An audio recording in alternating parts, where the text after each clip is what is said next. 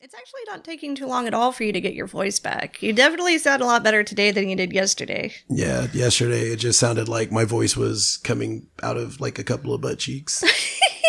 Now you just sound kind of husky. I'm feeling pretty husky. Well, speaking of trying not to sound bad, we are trying to do a more kid-friendly episode today. So I figured we can maybe go over some Japanese swear words and insults.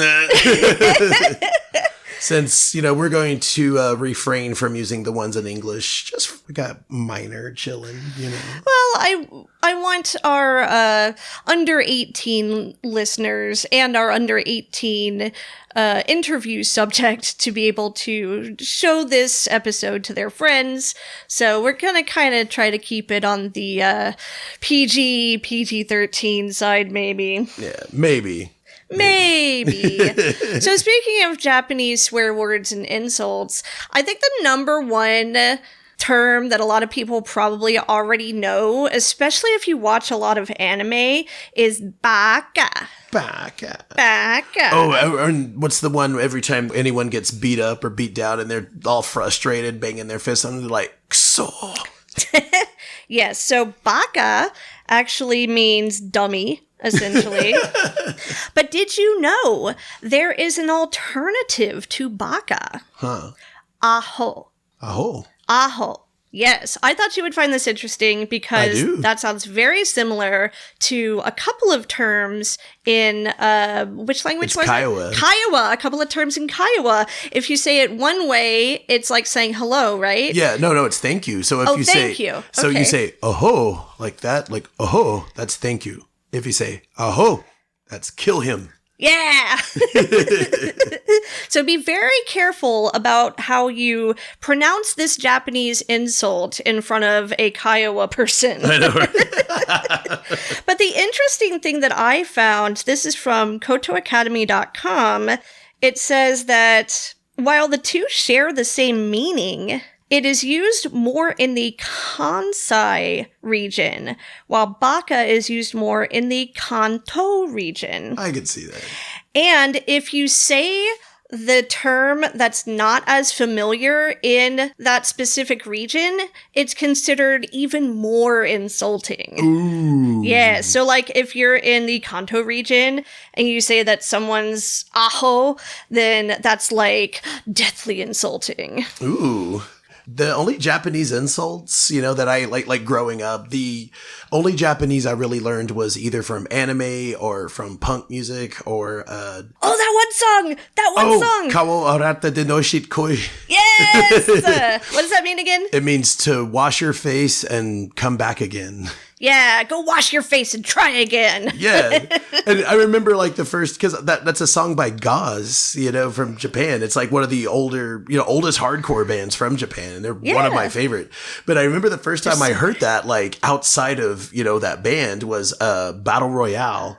And I love that movie. I can't remember the character's name, but they had that one guy was just, harassing her like, oh, let me hang out with you. Oh, I'm so in love with you. Let's fight everybody together. And she goes, you just need to leave me alone. Go wash your face and try again. And I was like, damn. But just hearing, those words, kaorata de no shitkoi, I was like, oh, damn. Pretty much, I just know, like, when they go, kso. And then another one where they say, what do they say? Whenever, I think I remember someone explaining this to me that it's calling somebody like you. Yes! But you go, Timmy. You, to me. Timmy. There's a couple of different ways to say that, actually. But it's like the meanest way to say you. It's like, Timmy.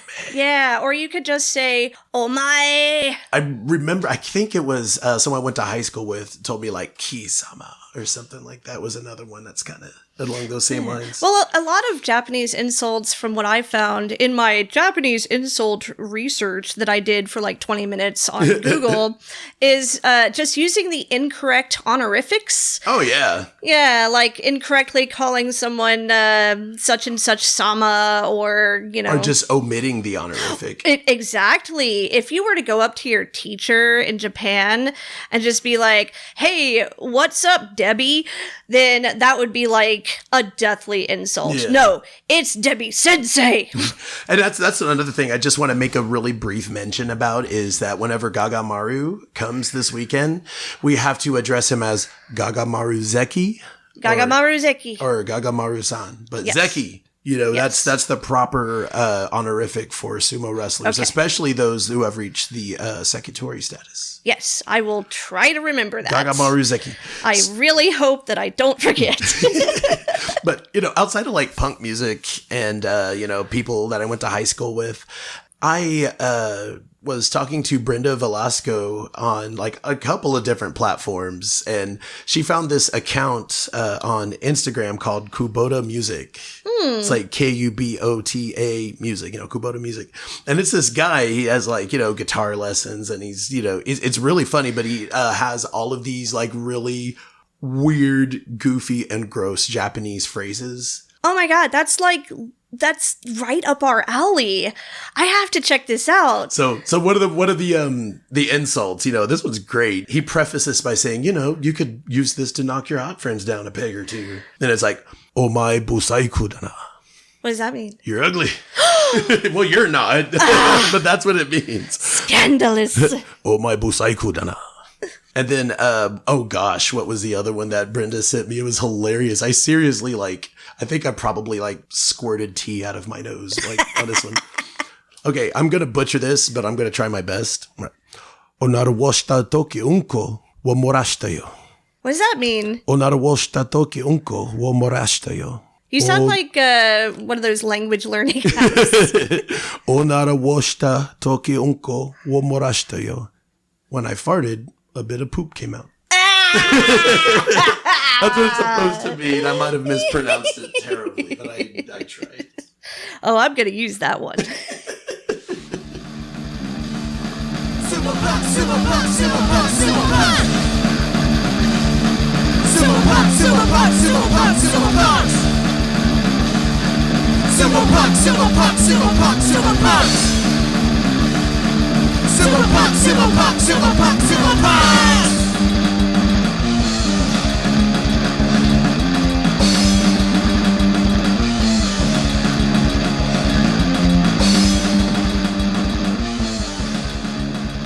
My name is Matt, and I lost my voice screaming over blast beats while my band played over the weekend. That was a great show. Anyway, my name is Sabrina, and one time I lost my voice when it got stolen by a sea witch. And this is Sumo Punx. A sea witch that sounds suspiciously like divine. Oh, yeah. You know what? This is a kid-friendly show. We don't need to talk about Divine. They'll learn when they're older. But yes, Matt had an awesome show this weekend with his band, Average Life Expectancy, out there in Denton, Texas. It was great. Fantastic. There were a lot of other awesome bands that played, like Holy Ghost Tabernacle Choir. The Holy Ghost Tabernacle Choir. Not what it sounds like. Not what Let it me sounds tell like ya. at all. They were like, what would you call that? Was that power violence, emo violence, or just straight hardcore? It was pretty rad, if you ask me. I'm just going to say that it was rad. But then there was also Guilt. Guilt was awesome. Like I especially, G-I-L-T. yes, as in covered in gold. I especially loved how the singer, she had her mic stand just covered in Care Bears. Yeah, that was amazing. Care Bear mic stand, Care Bear backpack. And she was rocking that old school like emo do, like the Scene Queen hairdo from like 2004. It was so fantastic. Really brought me back. What's hilarious is like whenever I was younger, I was like, ew, that hair. And now that I'm older, it's like, they really took that whole fashion and just kind of rocked it up to its purest form. And they did it well. And the band themselves is amazing. Oh, yeah. They Absolutely. were just so like awesome live to behold. It was just like, wow. Your band was awesome live, too. I mean, I've seen your band live before, but it was especially awesome this time, especially with your new material. If anybody wants to check out Average Life Expectancy, go find them on Bandcamp. Yeah. It's on the internet somewhere. Our new stuff is going to be released pretty soon. And speaking of events of the here and now, in just a few days will be the Rollertown Showdown Sumo Tournament. Pew, pew, pew, pew. That's actually going to be a 2-day event. The tournament itself is on the 29th, but the Friday before then, April 28th, to start off the festivities, we are going to have former Komusubi Gagamaru himself hosting an exclusive training seminar. That's right. Learn sumo from a supreme Sanyaku Sumotori. Rollertown Beer Works will also be officially releasing their newest sumo-themed beer. And there will also apparently be like a Wagyu food truck. There's going to be a couple of food trucks. There's going to be sushi too. Yeah, sushi and Wagyu on Friday, I know for sure. And then Saturday, there's going to be like an ice cream truck and pizza and all this stuff. Nice. Speaking of Saturday, April the 29th, Saturday, the official Rollertown Showdown Sumo Tournament at Rollertown Beer Works in Salina, Texas. Salina. There's going to be a local radio station out there covering the whole thing. It's Ben and Skin. Yes, yeah, Ben and those Skin. guys are a big deal in Dallas. You know? And I actually think they're part owners of Rollertown. I believe so. That's what I heard, yeah. But they're actually going to be doing some of the color commentating on the live stream, along with, I think Jake from GSB is doing the brackets. And Bruce from Touch. And Bruce from Touch, yeah. Hell yeah. Oh, yeah. I love Bruce. So there's going to be all sorts of beer, sake, food, artwork, taiko drumming, audience participation, and the mother of all after parties. Whoa! Beat the FOMO by getting on down to Salina, Texas. Rollertown Beer Works, 412 North Oklahoma Street, Suite 106 in Salina, Texas. It's a little bit north of Prosper, a little bit north of Plano, Richardson, all that stuff. Yeah, it's about 45 minutes north of here, and we're basically right at the edge of Dallas. Yeah. After that, though, on May 20th is the U.S. Sumo Open in Long Beach, California. We're going to have people coming from all over the world just for this event. It's huge. Yeah, one of the biggest sumo tournaments in all of the U.S. and has been for a really long time. You get all sorts of folks coming out. People from Poland, people from Norway, people from Mongolia. I think Minde is still hanging out in California with Yama. So yeah, and this is the longest running sumo tournament in the U.S. This will be their 23rd year. June 17th. The second annual Cowboy Cup, hosted by none other than Dallas Sumo Club. Dallas Sumo Club's really busted it out with the tournaments this year. It's very exhausting behind the scenes, but it's going to be so freaking cool whenever it all rolls out. I am way excited about it. Cool as in the temperature will be a lot cooler because we won't be outside in 107 degrees again. I hope. So I think this is still happening as a part of FitCon, and I think FitCon has said, yes, next year it's going to happen inside. So Yes. We're not actually too sure on the date. We got some conflicting information, but as of right now, it seems like it's leaning toward June 17th, Saturday, right? June 17th. All right. Well, we'll definitely be updating that if necessary and bringing you guys more information. We will keep you posted. And then another big one, August 5th, the Scottish Sumo Open in Glasgow, hosted by Clan Sumo and the illustrious Scott Findlay. Get your passports now. Yes, definitely get your passports now because it takes about 12 weeks to actually get them. Yeah, we have Caitlin from Dallas Sumo Club, one of the Twister sisters, will be at the Scottish Sumo Open. I'm so happy for her. I know. I think we're going to be too broke to go. I know it's been a rough year for It the has. Sumo Punx. It has been a pretty rough year. I got sick again, but I'm back on my meds now, and the sweet anti-ouch juice is coursing through my veins. So things will be looking up here pretty soon. Yeah. Of course, toward the later part of the year, we have the Consulates Cup in Dripping Springs, Texas. That's going to be on September 2nd, as far as we know. Yeah. And then Sumo Dan's Olympia Sumo Championship in Orlando. That's going to be, I think, November 3rd and 4th. At the Mr. Olympia Fitness Expo. Yeah. Of course, you can track all of these upcoming sumo events at sumo411.com. Yeah. So moving right along to the main subject of today's episode, we got to sit down with Kalynn and her son, Ben, who is becoming a little bit infamous in the amateur sumo circles, from Iron Mountain Sumo Club in Elizabethton, Tennessee? Elizabethton, yes. Elizabethton, Tennessee. Yes. Oh my gosh. Kalynn and Ben, they are just the hugest sumo fans you will ever see. They were really big fans of ours, especially when we were first starting out. They sent us Christmas presents. Yeah, I loved exchanging Christmas gifts with them. That was pretty awesome. Yes, I immediately had to go oh my gosh, what are we going to get for them now?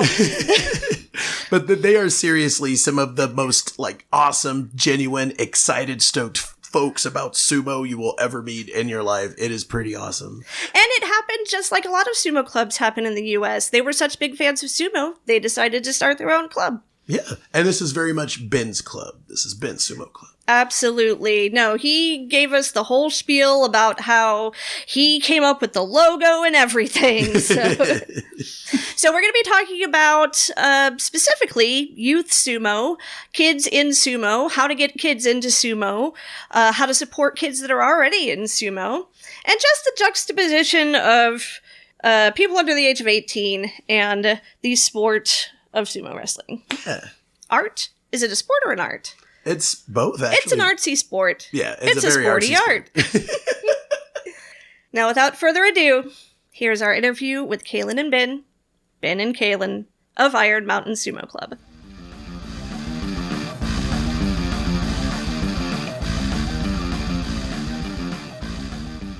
All right, we are here with Ben and his mom, Hi. Kalynn. Ben and Kalynn Schutko from Iron Mountain Sumo Club. How are you guys doing? Great. Hi. I just got off work a couple hours ago, so I'm tired. And we've been traveling all weekend. I have TCAPs tomorrow. Life's gonna suck for the next couple of weeks. Oh, man. That's our version of standardized testing for the elementary schools. I figured it was something to do with school. Yeah, if it's some sort of acronym, it's probably some stupid standardized test that doesn't actually amount to much measurement of intelligence, but for some reason is very important to...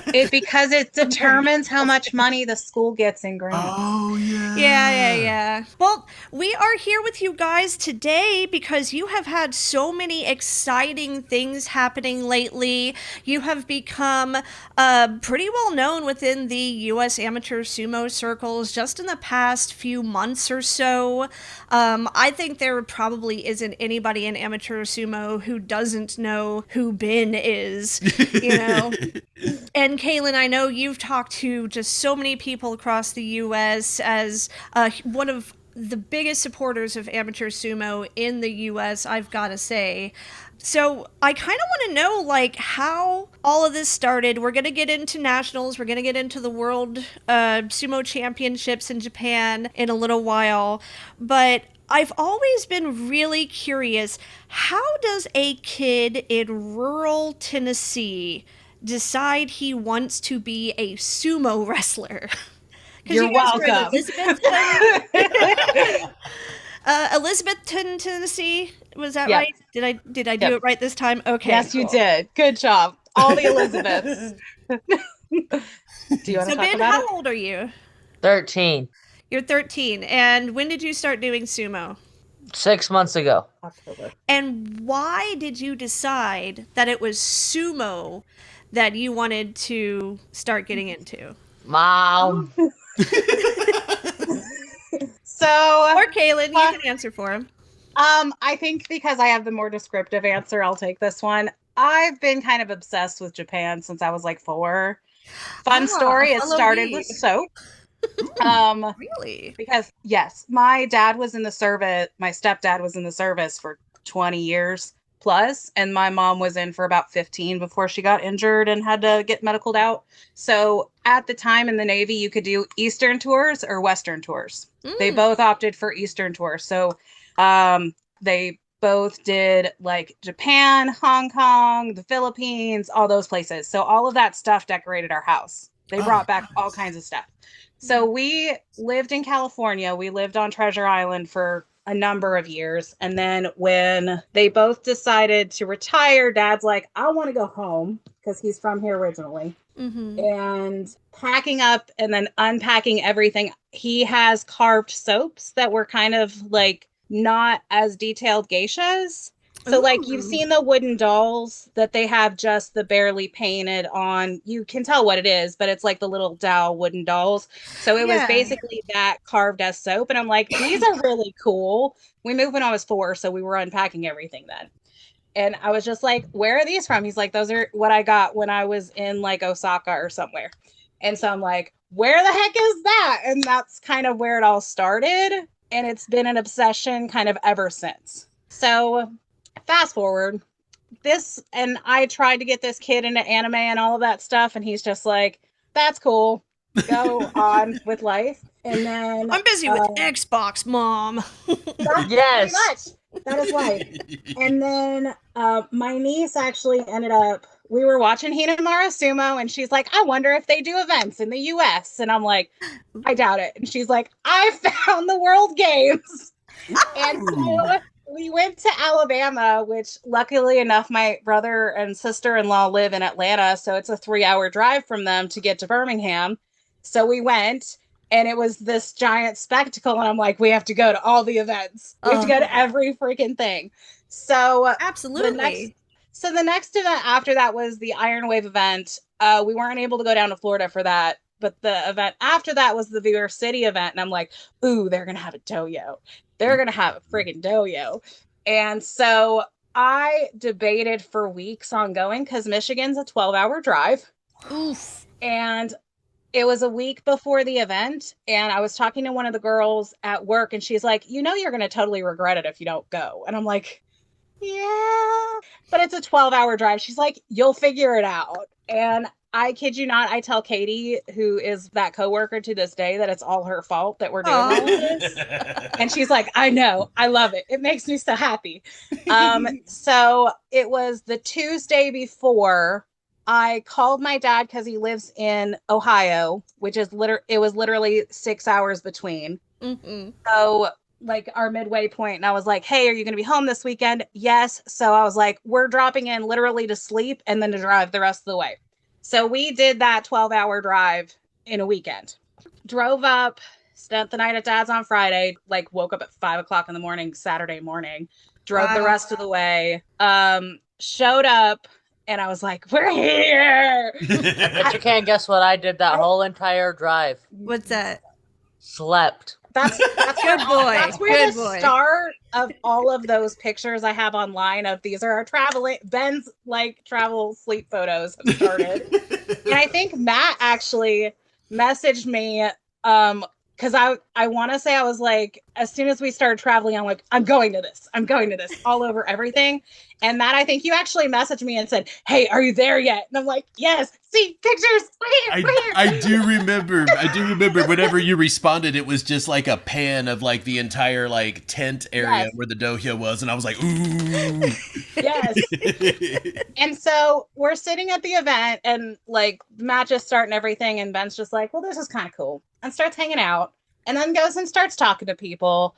And then they're like, quote unquote intermission happens and they ask if people want to do it. And I'm just like, hey Ben, you gotta do that. And so his first bout like ever is with Darius. Damn. I have this really awesome photo of I think you're actually in this shirt. I think I am in this shirt. And in long pants, and you like tried to throw him. And I love Darius; he's a sweet pea. And Cat. Yes, You that's have to- Sindel. She likes to interrupt literally every interview we do. but Cat yeah, intermission. Anywho, go ahead. So, intermission. Fights Darius. Darius, of course, because you have to win your first sumo match. It's like in the rules of the universe. Yeah. And then he goes again. And then, of course, Darius just picks him up like he's a baby and just drops down. And I think you ended up facing Gabe then, too. I think I have one of you and Gabe. Nice. And at that point, he's like steps out and he breathes for a minute. And then Casey, who was the Gyoji during the event, who has had some like health issues and stuff, so he hasn't been training with them as much as he'd like to. But he was just like, "Oh my gosh, you should come and train with us." And I'm like, "We're from Tennessee." And he's like, "Oh crap." So that's kind of where it all really started. And I think you've kind of just been stuck on it ever since. I'm Jake's only win, but we're at 3-1 right now. Jake from Grand Sumo Breakdown. Yes. Right? Yes. We're at 3-1 right now. I'm winning. Nice. I think I remember seeing the video of you and him going up against each other. And Yeah, the first one when he won by Suridashi and picked you up, plopped you out. I think that was Jake's first time in the dojo too. It actually. It was. Yeah, I'm it his was. first win, but I've beat him every time since then. Ha That was ha! That's what you Time get, we actually Jake. put on a Mawashi was that event. Wow, that's just. Damn it! Oh, crap! See, I said I wouldn't curse. You said but I it did 3 it times anyway. in a row. I'll Gotta just speak start bringing myself in out. the It's sense. okay. Yeah, we'll just bleep it out. It's so There you hard go. to do. It's the only language I speak. I feel only that. know F words. Anyway, Feel that. so basically, you're saying that for Ben, he had to actually experience it for himself before he realized, oh, yeah, this is something I'm actually really Yes. into. Does that sound like a correct assessment, Ben? Yes. Yeah, because I agree. I tried to convince him to go to Worlds with us, and he was like, "Mom, I just no, I don't want to go." And I don't like I- going places. I honestly think if he would have went to Worlds, we would be not having this conversation because Worlds is an event. Like Yeah.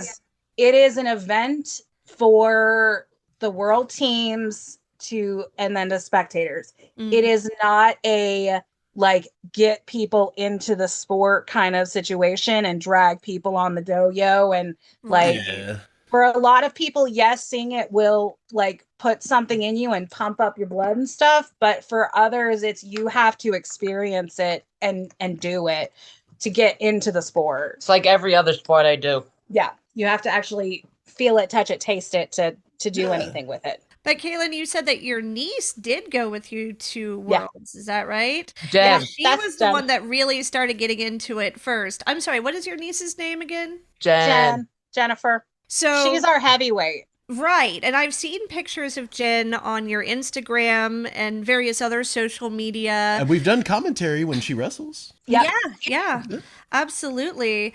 So, what was it that made you decide, you know what? I think we should start a sumo club right here On our drive in back from Elizabethton. Michigan. I It did was- it on our It way was the back drive from back Michigan. from Michigan. I And did was it. Your idea? I did it. His idea. So day 2, we had they let him do matches. They did like a small team tournament where it was only like 2 guys instead of 3. And so him and Micah, you and poor Micah, Got stuck on my totally- poor team. Totally got clobbered, but Got by Jake yes, Squared. by Josh Squared, the ginger 100%. Viking that is Josh Squared. Josh still today is scared of me. There's a couple of because you have your creepy grippy toes. So there was a match that I really wish that I would have got on camera. And Josh tried to put him out 3 or 4 times, but didn't lift and drop him. He kept like trying to push him, but because of how they had the Tawara, they actually had a Tawara, those straw bales and everything. It was out of sandbags, but it was just enough you could grip it with your toes. And he'd try to bend him back, but it was just like he'd hold on to him. And so it took him 2 and 3 times to actually win that fight because he was like, I'm done. I am so done. Awesome. That's a great technique, though, and that's not something that a lot of, especially U.S. amateur wrestlers, get to practice because a lot of us are just working with like a battle rope, or like Dallas has the pool noodles and stuff. I still do it on the pool noodles. Yep, he does. So you guys have pool noodle dojo too? Yes. Nice. We did for a while, and then now we have like what are they called? Pipe warmers. I want to call them pipe warmers because they're clear.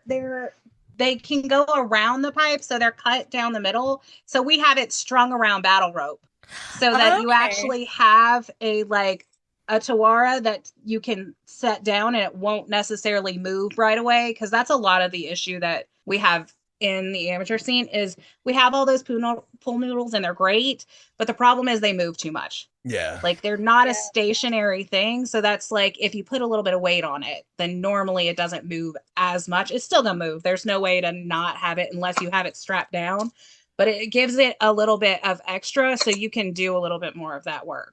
Nice. Yeah. I'm gonna have to remember that. Okay, pipe warmers around. I don't know what they're called, but I found them in the Walmart electrical set, whatever the heck it's called. Mom, probably need to beat that part. bleep. Anyway, so they come in he has to be able to show this to his friends. Oh, that's not.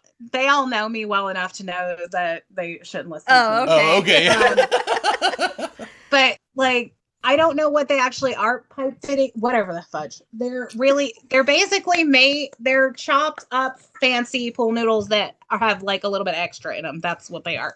Oh, nice. Gotcha. So when you got back home from Michigan and you decided, all right, we're going to start it own wasn't sumo club. back in here. It was on the road. So we got home probably Monday. I think I took Monday off and let you be out of school Monday. Mm-hmm. We got home Monday, and by the time we got home, he had the logo drawn. He had the name picked. He was like, okay, where do we get this? Where do we get Mawashis? I want my Mawashi to be red. I want to see if any of the neighborhood kids want to do it. I need Jen to do this with me. Of course. There was this whole, and I'm just like, who are you and what have you done with my son? I love my child. He's hyperactive and crazy, which means that there's not normally hyper focus like that. And I was just like, okay, we found it. So Ben, have you done any other sports before? Football, basketball, sumo. You did karate for about 6 months when you were 6. That's about it. But you were way too hyperactive for your teachers. They didn't know what to do with you. My teachers hated me. Oh. So you finally formed this club. You got back to Tennessee and you started implementing all these great ideas. When it comes to training, though, how did you go about doing that? I know you guys travel a lot to different clubs around that region of the U.S.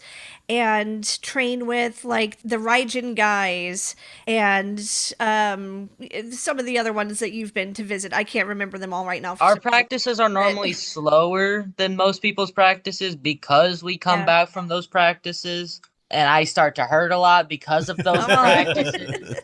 So back it up just a little bit. To help people from our group learn what their group's doing. So how we ended up starting doing our training is our timeline kind of lucked out because Nate out of Tennessee Sumo was doing a I want to call it an open house, but that's not what it is. A seminar.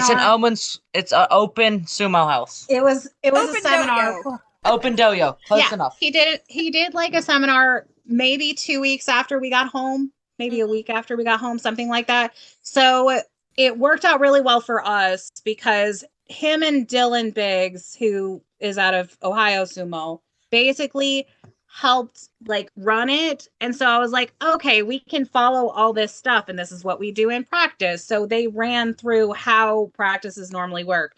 And then of course, I, being who I am, stalked all the other sumo pages and was like, ooh, Dallas live streams, notes. Yeah.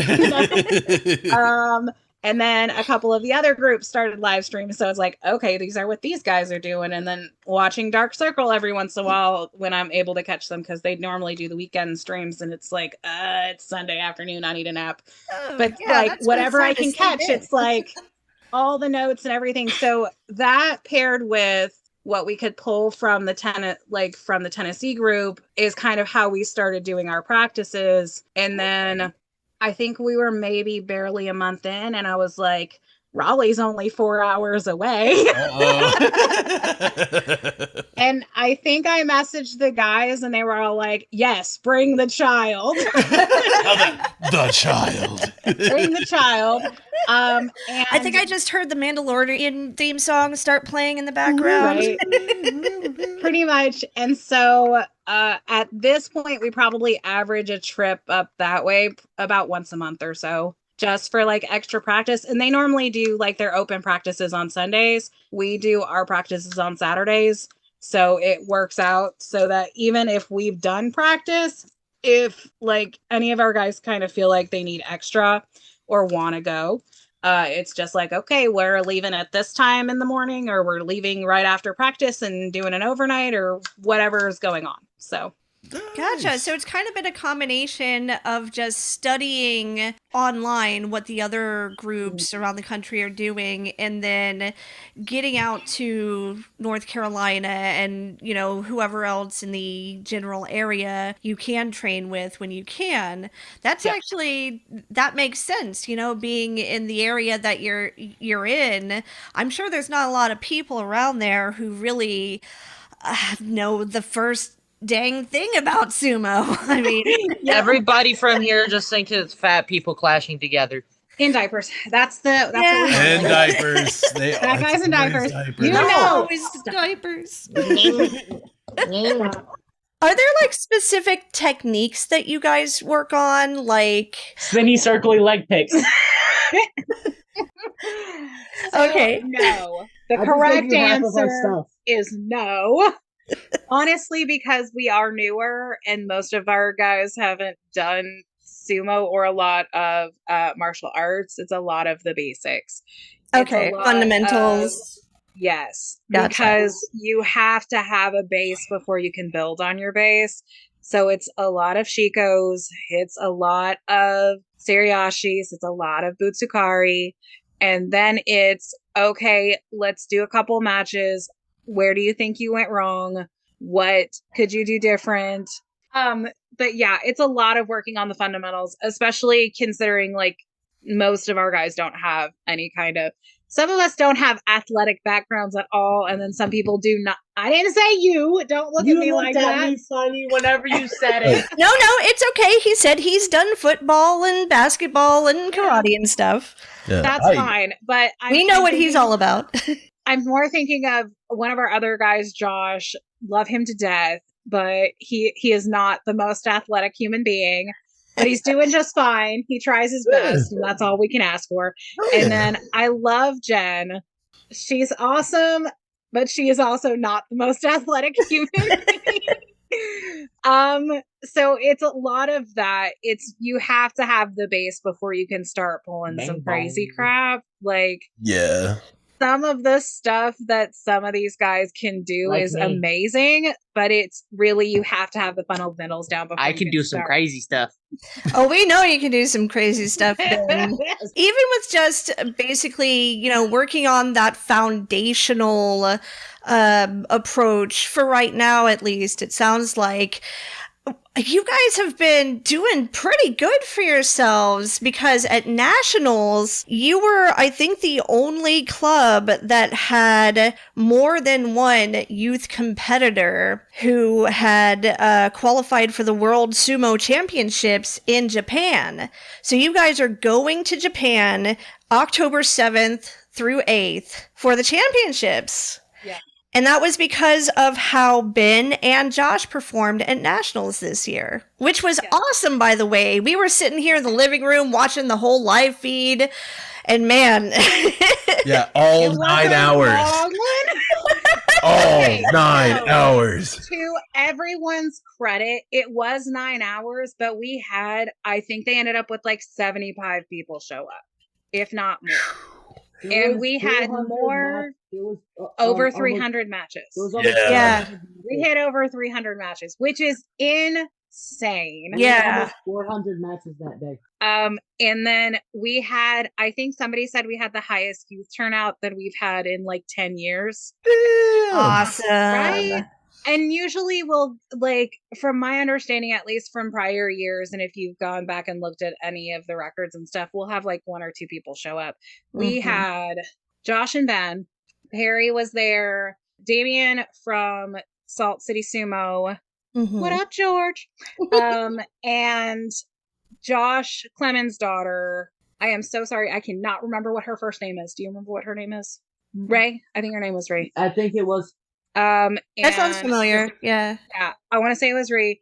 And then Zhariya out of Shogeki. And she is a beast. And I need her to come to all the events that they have girl stuff, because she will throw some.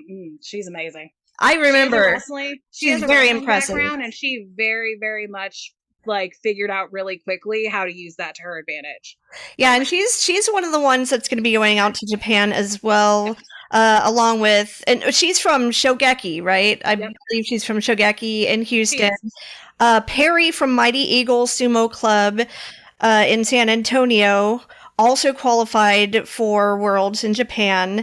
Damian from Salt City Sumo Club in Salt Lake City. And then, like we said, Ben and Josh. And of course, we're going to be posting links to all of these awesome youth competitors, fundraising, GoFundMe stuff in the description for this episode.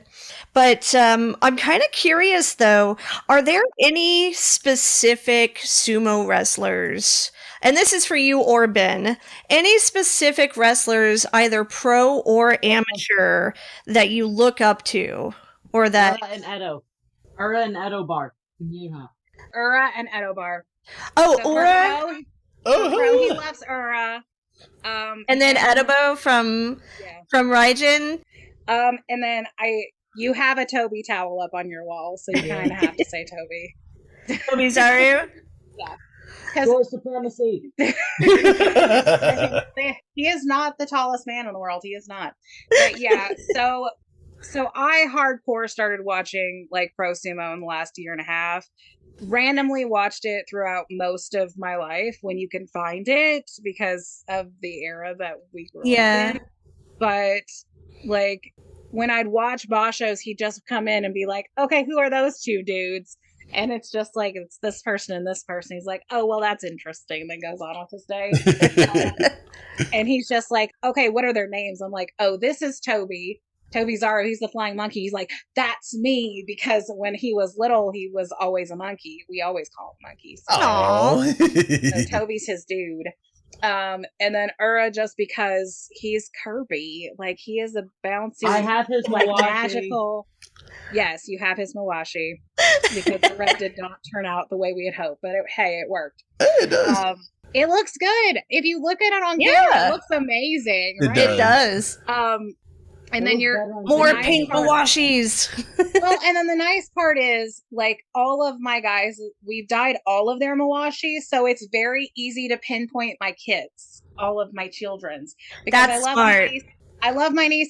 She may be 20, but when we go to events, I am the sumo mom and must find all my children's. So that's just how she's a sumo children. Yeah. She could be 20 all she wants. Yeah. So they're all my sumo children's, and so I have to find them. So that's the easiest way to do it, because most events, the Mawashis are either black or that really ugly white tanny color that they so I'm just like, yep, there's one, there's the other, and there's the other. So yeah, it's pretty easy to find them. That's the nice part. No, that's super smart, and you hit the nail on the head because you really are the sumo mom. You're the mom of sumo. Like when I think of the juxtaposition I'm the medic. of sumo wrestling and motherhood, I think Kalynn, also known online as Zombie Mommy, which is what we just called you for the longest time. Yeah. I fixed his back at the Met. Yeah, Oh, I'm you the did? medic. Ben likes I to play remember. medic. I remember, yeah. Yeah, Ben, you're like seriously half the reason I did like anywhere near as good as I did at the Met, because I had like that muscle massage. I was like, all right. Then I got up and I was like, ready to go again. I would have been demolished otherwise. So yeah, Ben, you saved my record. So I want to it be would the sumo funny- necromancer. Can I do that? Can I just be... Do it. if we're Zombie like Mommy- picking our classes here? Okay, anyway, go ahead. So actually, Zombie Mommy's been my gamer tag since I was like 16. Because Oh, wow. out of all my friend groups, I was always the mother person. A Because mom friend. I behaved and like I did not do drugs. I could not drink. All of that stuff had way adverse effects. So I was the DD. I was like, oh, you need water and that was me through the whole of my life. So I've always been everybody's mom. It's just a thing. But so back to pro sumo. So we'll circle back. So like for me, these are my towels. I have a Midori Fuji towel and an Enho towel. Oh, awesome. Because short boy supremacy. Like Exactly. I love the big guys. They are really awesome to watch. But give me a tactician any day. Like I want to see some craziness. I Yeah. don't care if they lose, as long as I see some really good stuff going on. Like what I do all the time. Yes, like what you do all the time. So I'm curious, the last Basho in March, Oh, we are so not going to talk Mom about the got were last you one. expecting Midori Fuji to win? Oh my gosh. Okay, so I'm totally gonna blame like Justin, because I warned him not to jinx it on the Breakfast with Boss show like He did. 4 times, and no. He just kept doing it. He just kept jinxing. I was like, damn it, because I was With your face. I do Breakfast in Basho. It's like about an hour after he finishes streaming is when I get to watch like at work. That's one of the only things I could get at work, with Right. sumo related. So watch, I'm like, stop jinxing it. So I love when he does it, because if it's during the week, because the time difference, I've already been at work for an hour. So it's just that, okay, now it's Lucky. time. Right? And so normally by then I've cleared out all the craziness I have to do for the morning. So I can just sit and hang out for a little while, and then it's okay, I got to get back to work. But yeah, so I do love that that's starting to grow a little bit more, because when Justin started doing it, I felt like I was the only person in the actual stream at Aw. the time. So we'd sit there and talk. Like, we need more people. See, this is what I'm saying. This is what I'm saying. Everybody knows you because somehow you are everywhere all at once. It is very much okay, now that this hoodlum has decided this is his thing, now it's like, let's go. Yeah. Because this is like, I've been waiting. Heck yeah. I've been waiting. I've been waiting. Well, My speaking mom loves the year that I got into it. Yes, perfect timing. so Because speak of her obsession with Tokyo. did you have some hot takes about pro sumo?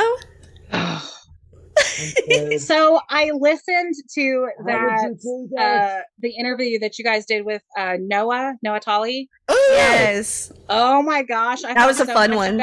I felt so much validation in that like interview, because it's not that I don't like Hakuho or any of that, but I do think and he has gone on record before and said it, that he got really lucky of the timing of his rise, because Asashoryu was retiring. There wasn't the like intense insanity that the probably within the 10 years prior that was going on. Right.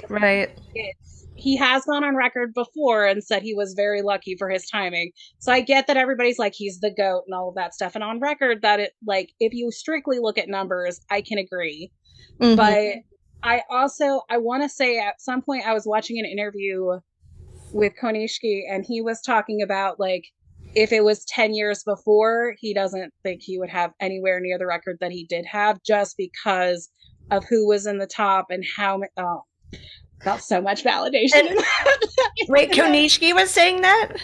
I want to say I was watching an interview with him, and and people were asking if Hakuho was in the same time frame as the Hawaiians, would he have had the success, as much success as he did during the timing that he did? And there was a lot of probably not. which considering I was actually listening, because when we go on these road trips, I go back and listen to all the podcasts. So I'm going back through Sumo Kaboom's collection, and I literally just finished Kanishi's interview. And I love him. He's so adorable. I think he calls them his sumo sisters, something like that. Yeah, it's awesome.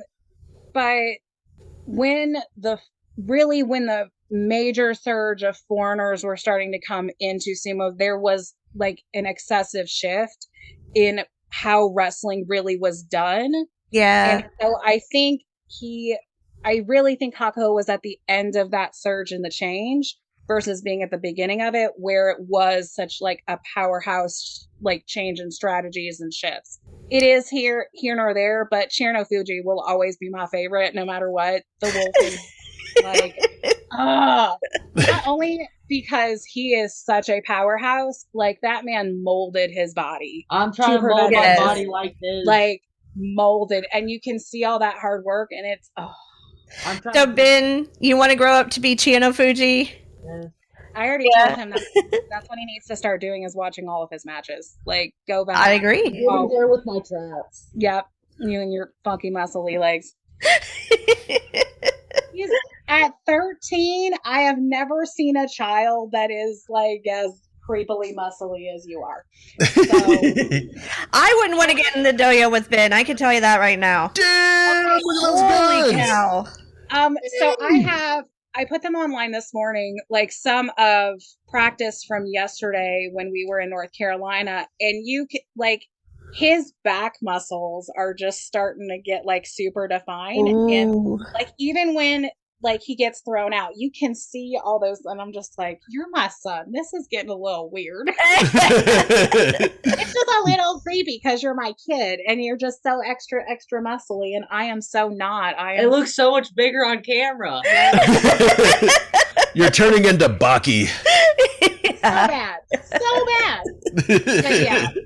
So, what can you tell other parents who might want to get their kids into sumo? Just freaking let them do it.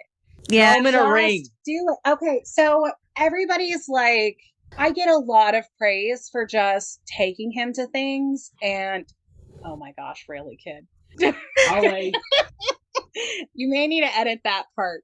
I didn't see We didn't see it. Yeah, I'm surprised you didn't hear it. That's I farted. I need to crack a window. Anyway,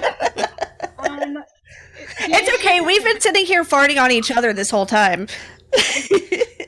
Anyway, so as a parent, honestly, I know some people are really hesitant because of like the concussion issues and the like medical stuff. Who cares? Hence, no. Get your kid into sumo. Anyway, that's how come I'm the person that has the medical kit in their bag. So if you're super worried about it, then carry the medical kit. When we were down for the teen tournament in Nashville, Jake was sitting there being the worry ward about, oh, do we have first aid kit and all this stuff? And I'm like, Jake, I got you. I have my bag. I got you. When we were in Texas for the Met, it was the same thing. My personal item, my carry-on was my Totoro bag, and I carry like aspirin and bandages and all of that stuff's in there. And you think about it too, like every school has a football program. They have a lot of basketball, baseball, They have stuff like wrestling that. programs. In wrestling, yes. It's You no can get different. injured doing any of these other sports. It's just sumo's not as popular in the US right now. Well, is there any specific way that you think people can support kids and their parents who have kids who want to start getting into sumo? So really it is, unless there is a club close to you, number one, you're gonna have to travel. Or just try to do it yourself. Do your own. That's what we ended Yeah. up doing. And it is a lot of DIY. It is a lot of, you have to want to do it. Mhm. If you don't have like a passion for it, then it's gonna go sideways really, really quickly. I do think very much that if you have a club in your area, say within a 2-hour radius, just take them to an event.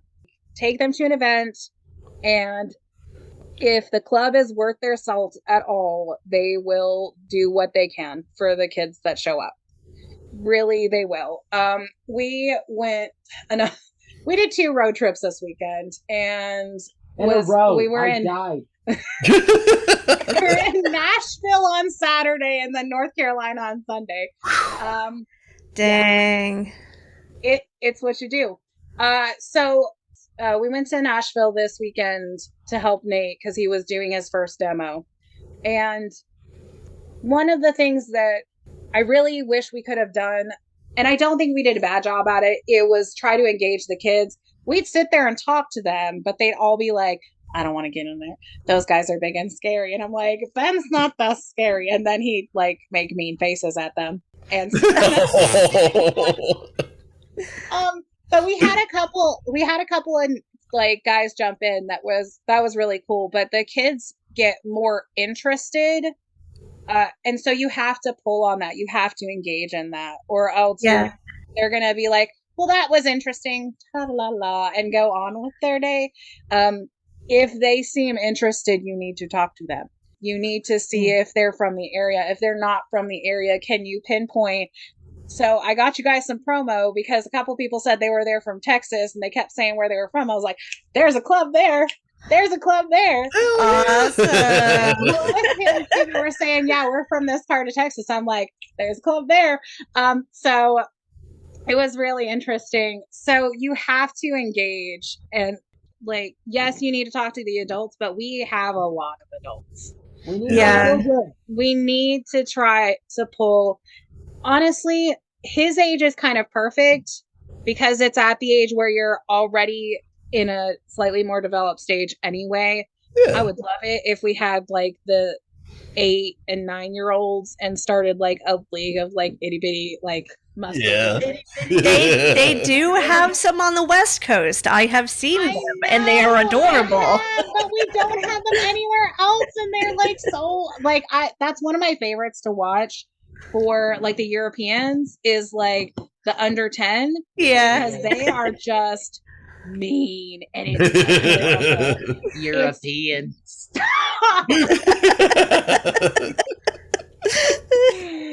Anyway, but I see what you're saying, though. It's just getting over that hump of, I'm watching this, but can I do it as well? And helping them feel like, yes, it is something you can do. Right. The issue a lot of times that we have is unless I can see it, I can't do it. So you have to get your one buy-in. Mm-hmm. And then once you have your first buy-in, then it's much easier to get your second and your third and like have the trove of children. Yes. The army of youth. Yes. So for us, once we started doing it, now we started in our backyard behind our apartment building. And the neighbor kids just came over and were like, what the heck are you doing? And we're like, we're doing sumo. We're beating the crap out of each other.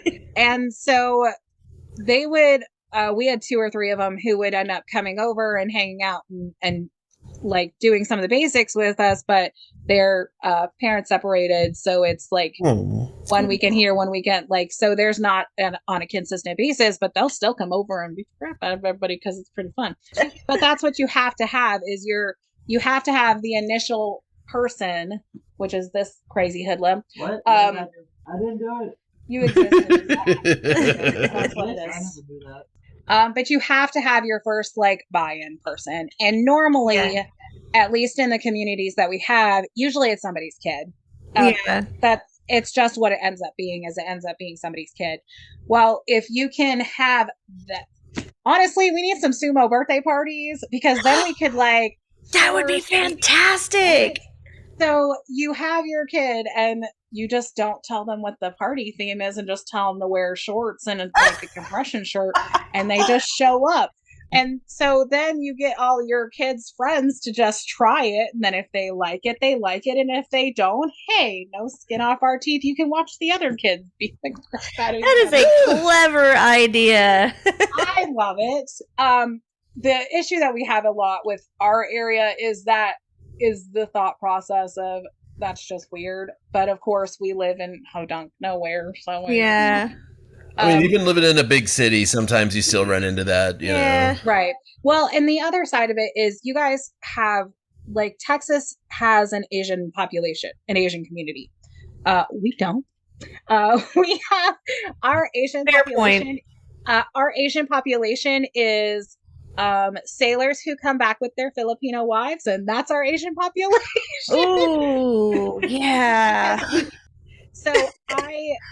So Justin throws out the idea a lot of you need to get connected with the Asian population in your area, which would be perfect if there was one. Yeah. We have a lot of nerds, which is a little helpful. So we have a few Comic-Cons around and stuff. And so I'm going to try to see in the next year, probably not this year, just because we have so much on the calendar, and we have a lot on the calendar in the next couple of months with Tokyo prep, but probably next year, depending on what the calendar looks like, we'll probably try to hit up at least a few people and be like, hey, you want to have sumo people? It'll be awesome. It is really fun. When Dallas did one of those, what was it? Anime Dallas. I saw your thing. Remember, you sent me your presentation. It was awesome. Oh, yeah. I remember. Thank you for that. You're welcome. But we did like a little thing, like a kind of demonstration kind of thing before, like I did my panel. But that demonstration was great. I saw. I saw bits and pieces. It looked awesome.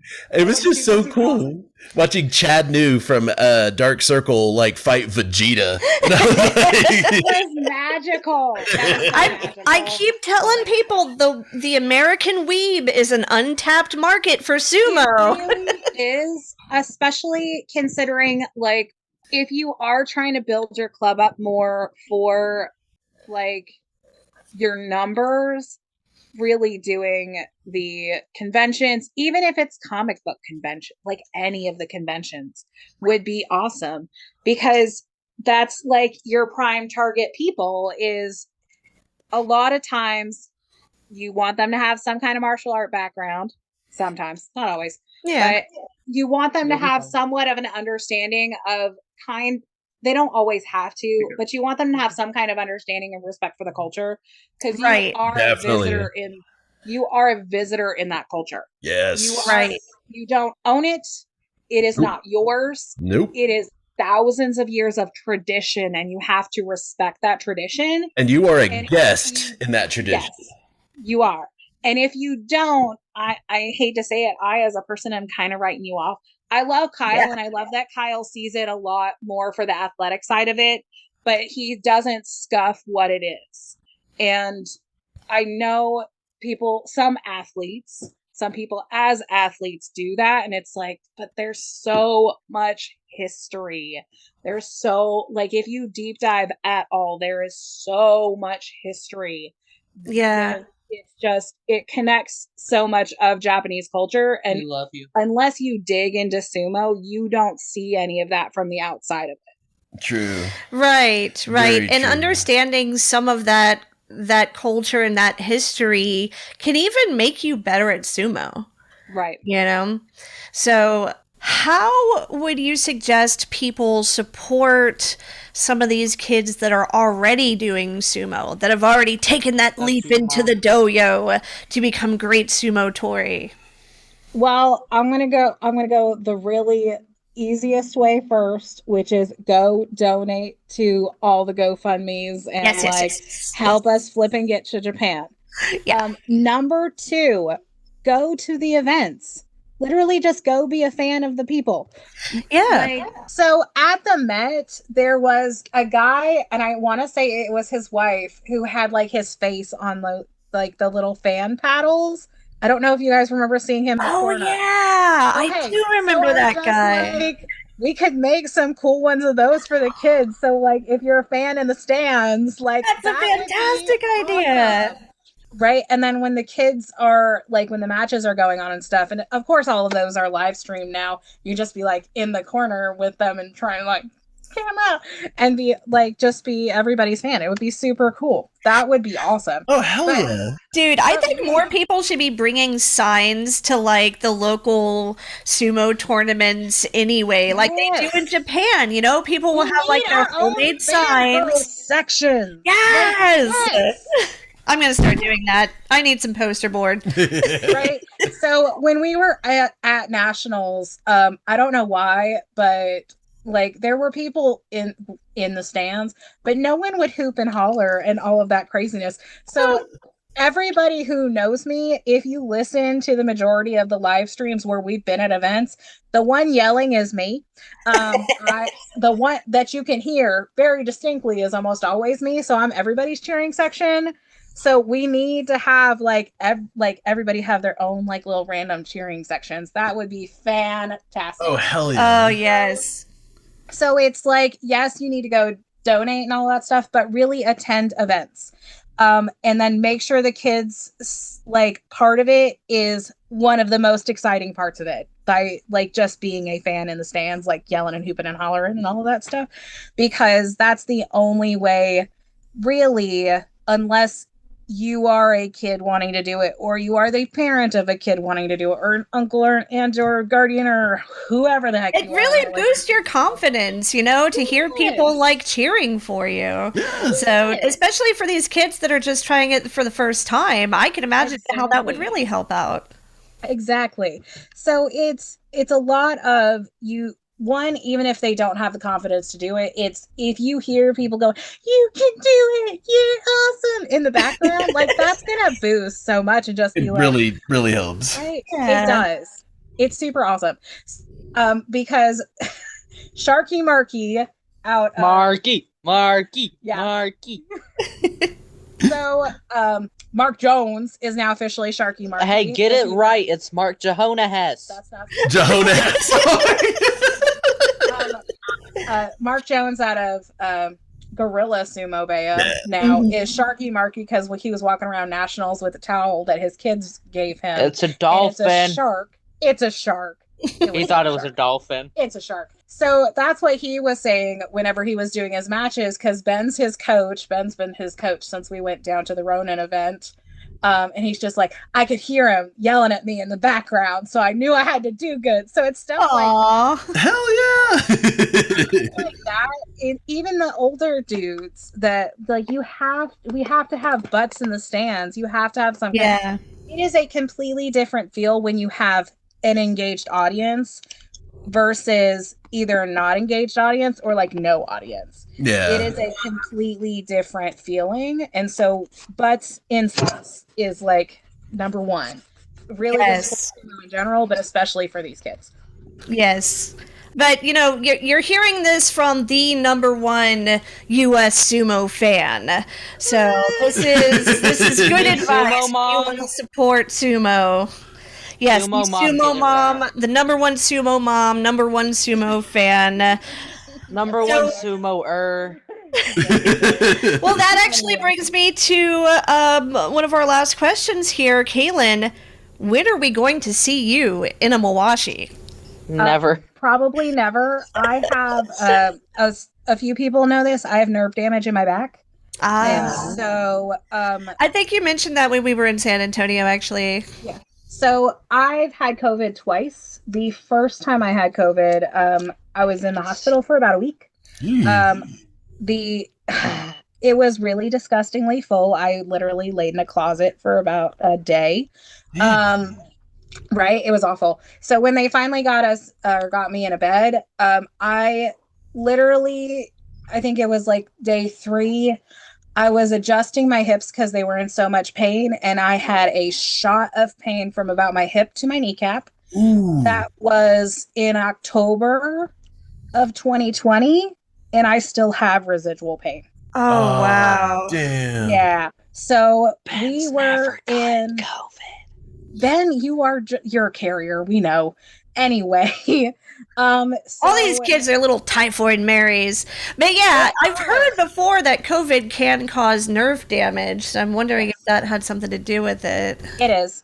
And so the issue is, so I was showing Crystal, who's one of the people who's working with the Raijin guys now. They have a girl starting. Whoa. Nice.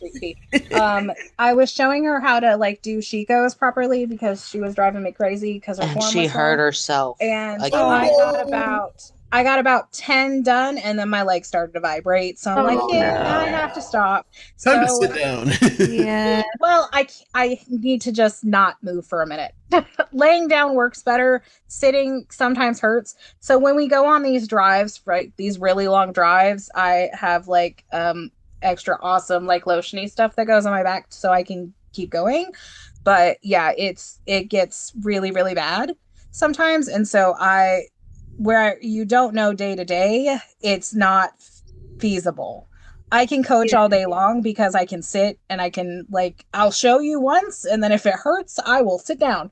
But yeah, no. And then Ben will show you what to do. I completely get it. Girl, you and I are living in downtown chronic pain because I've been off my meds for the past couple of months. You might know some of the stuff I've been going through medically and this week. This is the week I am going to start taking my shots again, my anti-ouch juice, and things will get so much better. But, that was a big thing for me, too, is because I had just started kind of getting into it myself.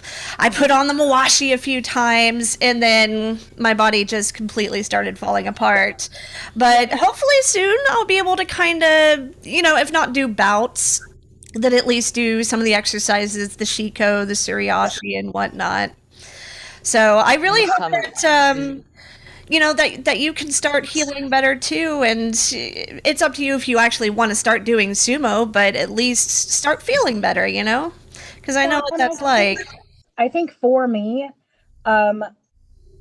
I am fine with being everybody's cheerleader. I am good with being everybody's extra parent. And you're great at it. Yes, I am super good at if shit's hitting the fan, what do we need to do? Go to mall. Everybody needs the behind the scenes volunteer people, and I am perfectly fine being that human being. That is so my jam all day long. So I'm okay with doing that. If I ever get in the ring, probably not, just because it's been 2 years now and it's still not, it's not as disgustingly painful, but it's still some days I just need to lay down. So that's where I'm at. All right. Well, Ben, Kalynn, thank you so much for joining us today. If people wanted to find you online, where could they find you? We're on Instagram and Facebook at Iron Mountain Sumo Club. If you want to donate, we have a Ko-fi, however the heck you want to Ko-fi, whatever. Ko-fi. We have one of those that's just a general donate, which is Iron Mountain Sumo. And then we have a GoFundMe set up for Ben and for Josh together. And that's going to be Help Iron Mountain Get to Japan. And then if you want merch, we have a Redbubble shop, which is Iron Mountain SC. Nice. So, yeah. Awesome. What else we got? I think that's about it. Matt, next time I see you, we need to put Moashis on. I need a bout with Matt. Okay. Okay, so the plan I'll fight you. is that we try to make it down for Roller Town We have accommodations. Now I have to buy ticket. Like, I'm gonna double check tomorrow how much airline tickets are. We're probably gonna buy the cheapest damn seats and try to make it down to Roller Town. Are you going to make it down for Gaga Maru and his training seminar? 5:00 flight from Atlanta, a 5 a.m. flight from Atlanta that should get there at like 6:30. So it's gonna be a long day. But yeah. But it'll be worth it. Again, Ben, Kalynn, thank you so much for joining us today, and we really can't wait to see you guys in Roller Town and at all these other tournaments, and especially in Japan in October. Hell yeah. It's gonna be epic. Thanks. Bye!